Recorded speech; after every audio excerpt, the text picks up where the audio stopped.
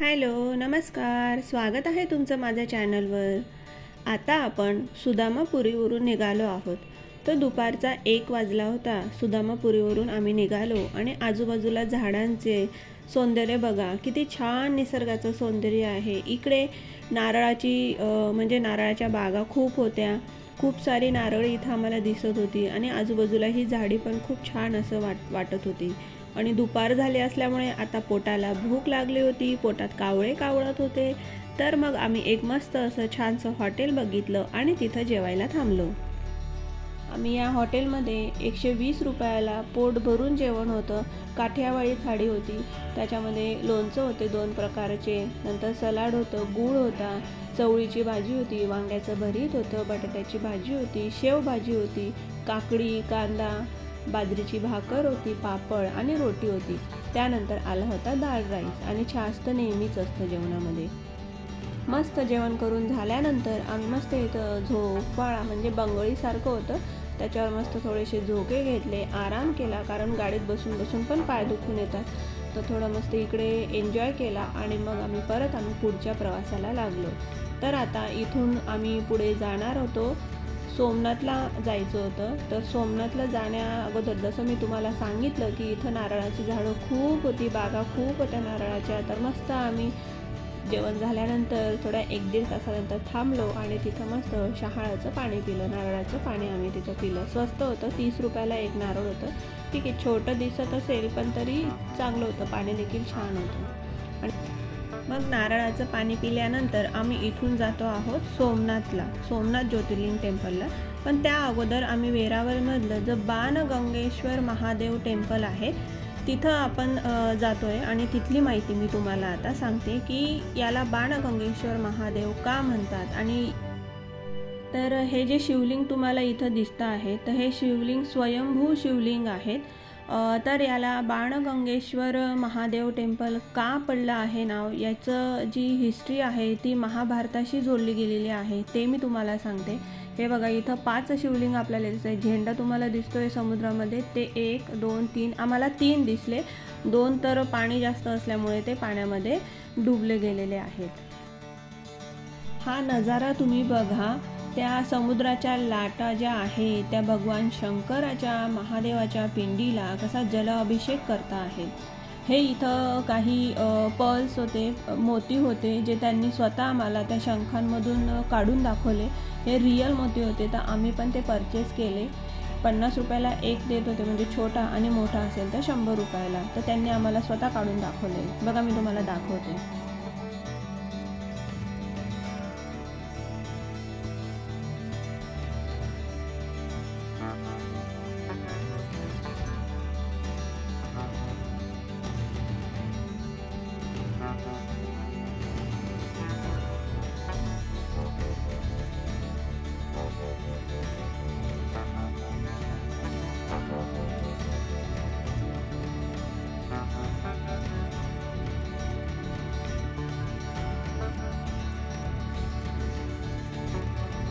इथं मोती खरेदी झाल्यानंतर मग आम्ही पण भगवान शंकराच्या स्वयंभू पिंडीला समुद्राच्या पाण्याने जलाभिषेक केला.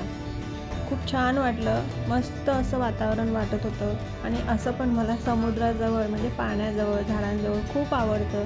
खूप छान असं वातावरण वाटत होतं. इथं 5 या शिवलिंग आहेत, पण समुद्र भरती जेव्हा येते तेव्हा मग त्या 2 बुडून जातात आणि ओहोटी जेव्हा येते तेव्हा त्या आपल्याला दिसतात. तर आता सध्या आम्हाला म्हणजे पौर्णिमा अमावस्या असं ते असतं. तर सध्या आम्हाला 3च शिवलिंग इथं दिसल्या आणि 2 शिवलिंगचं आम्ही दर्शन घेतलं. एक खूप लांब होती, तिकडे पाण्यामध्ये होती, त्यामुळे आम्ही तिकडे नाही गेलो. तर आता याला बाणगंगा का म्हणतात, कारण महाभारताच्या काळामध्ये जरासंध नावाच्या भीलने ह्या जागेवरनं श्रीकृष्णाला बाण मारला होता. म्हणजे तो श्रीकृष्णाला नव्हता मारला. त्याला वाटलं की जंगलामध्ये एखादं हरिण आहे आणि हरिणाचा शिकार करण्यासाठी त्याचा श्रीकृष्णाच्या पायाचा जो अंगठा आहे तो चमकत होता, तिथली अंगठी चमकत होती. तर त्याच्या चमकण्यामुळे त्याला वाटलं की हा हरणाचा डोळा आहे, त्यामुळे त्याने बाण मारला होता. तर इथून त्याने श्रीकृष्णाला बाण मारला होता. ती जागा आहे भालका तीर्थ. ती पण इथून 3 ते 5 किलोमीटर लांब आहे ह्या जागेवरनं. तर बघा त्या काळी म्हणजे 5 किलोमीटर लांबचं त्यांना दिसत होतं. तर इथून तो बाण मारला होता जरासंधने, म्हणून याला बाणगंगा असं हे नाव देण्यात आलेलं आहे. तर आता इथून पुढे आपण जाणार आहोत त्या ठिकाणी जिथं श्रीकृष्णाला बाण लागला होता, भालका तीर्थला. आम्ही इथं आता मोती पल हे खरेदी केले. खूप साऱ्या वस्तू होत्या इथं खरेदी करण्यासाठी. तुम्हाला घ्यायच्या असतील तर तुम्ही घेऊ शकतात. रिजनेबल रेटमध्ये होत्या. आणि हा सगळं निसर्ग आणि ही सगळी संस्कृती माहिती मनामध्ये डोक्यामध्ये ठेवून आम्ही पुढच्या प्रवासाला निघालो. भूक लागली होती. दुपारी 4:30-5 वाजले होते. मग आम्ही मस्त एका हॉटेलवर थांबलो आणि तिथं मस्त गरमागरम भजी आम्ही काढायला सांगितली. भजी, नंतर मुलांना काही स्नॅक्स आम्ही तिथं घेतलं. चहा, पाव आणि थोडा शेव वगैरे हे सगळे तिकडचे फेमस पदार्थ आहे. त्यानंतर ही एक खारी होती गोडसारखी, ती पण मला खूप आवडली. आम्ही ह्या सगळ्यांवर ताव मारला आणि मग इथून आम्ही पुढे गेलो भालका तीर्थला.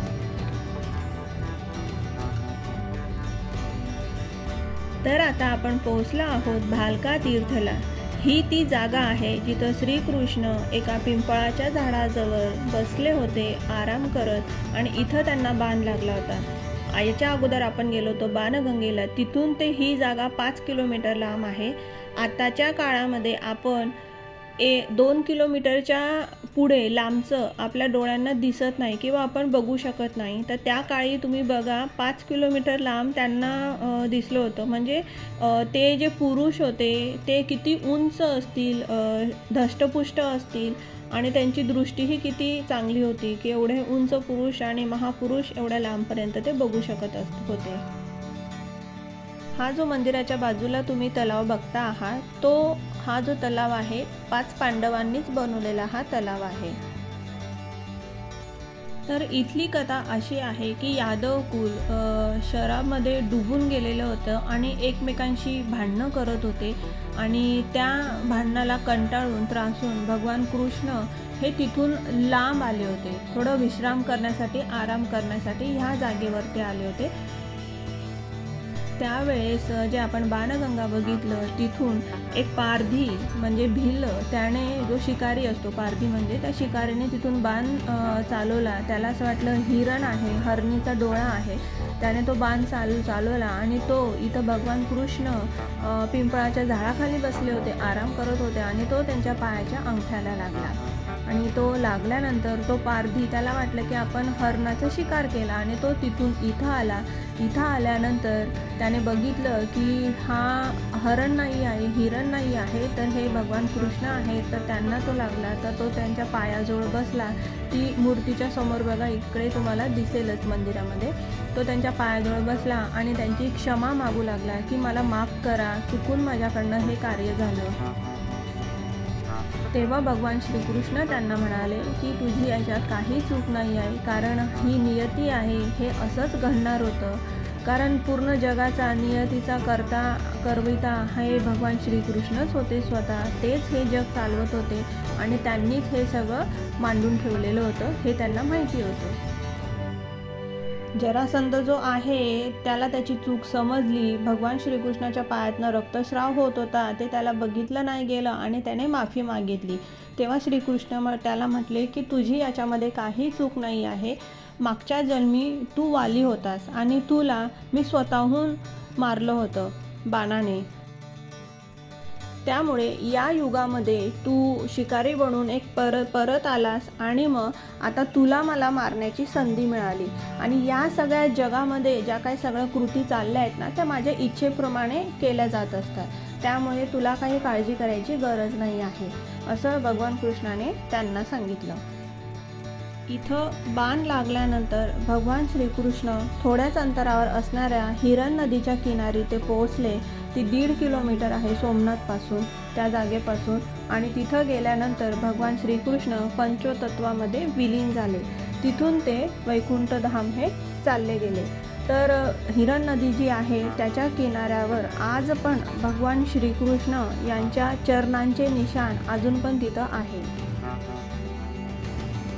आणि ह्या मंदिरामध्ये पण जे पिंपळाच्या जे वृक्ष आहे ते अजूनही तिथं आपल्याला दिसतं। कदाचित आता एवढ्या वर्षापूर्वीचं ते झाड नसेलच, कदाचित एवढं 5000 वर्षापूर्वीचं झाड मला तर नाही वाटत, पण तिकडे ते दिसत होतं, उगलेलं होतं। पण ठीक आहे, ह्या सगळ्या जे म्हणजे मला कधी कधी असं वाटतं, जर ह्या अशा जागेवर जर हे मंदिर असं बांधलेले नसतील, हे सगळं केलेलं नसेल, तर ह्या सगळ्या गोष्टींचा इतिहास लोकांना कसा माहिती पडेल, आपल्याला कसा समजेल। तर हे जे तुम्ही सांभाळून ठेवलेलं आहे, तर हे चांगलीच गोष्ट आहे की जरी तिथं पिंपळाचं झाड त्यांनी आता लावलं असेल किंवा दाखवण्यात आलेलं आहे, तर हे सगळं त्यांनी चित्र स्वरूपात जरी आपल्याला तिकडे दाखवलं आहे, तर त्याचं महत्त्व आज आपल्याला हेच समजतं आहे। त्यासाठी मला खरंच थँक्यू बोलावं लागेल। तो खूप छान असं मंदिर हे होतं। हे बघा, पिंपळाचं जे वृक्ष आहे मंदिरातलं जे निघालं आहे आणि ते वर पण आपल्याला इकडे हे दिसतं आहे, थोडीशी फांदीही दिसते आहे। सनसेट संध्याकाळी इकडे झाली होती आणि खूप छान असं ते मंदिराचं स्ट्रक्चर आणि सगळ्या गोष्टी खूप चांगल्या पद्धतीने ह्या इथं होत्या। तर इथं आपण आता बाजूला बघितलं हा तलाव आणि इकडे महादेवाचं मंदिर पण आपण बघितलं। तर महाभारताशी पण हे रिलेटेड आहे की पंचपांडव जे आहे ते जिथं निवासस्थान करायचे किंवा थांबायचे, तर तिथं ते भगवान शंकराची आराधना करायची, त्यासाठी ते पिंड स्थापन करायचे आणि तिकडे मंदिर पण ते बांधायचे। तर अशा प्रकारे हे आहे भगवान श्रीकृष्ण यांचं शेवटचं स्थान, जिथं त्यांनी शेवटचा श्वास घेतला होता, मृत्यू त्यांचा इकडे झाला होता। तर कसं वाटली तुम्हाला ही माझी इन्फॉर्मेशन? तर तुम्हाला जर हा व्हिडिओ आवडला असेल तर लाईक, शेअर, कमेंट नक्की करा। चला भेटूया अशाच नवनवीन व्हिडिओसोबत। तोपर्यंत तुम्हा सगळ्यांना राधे राधे।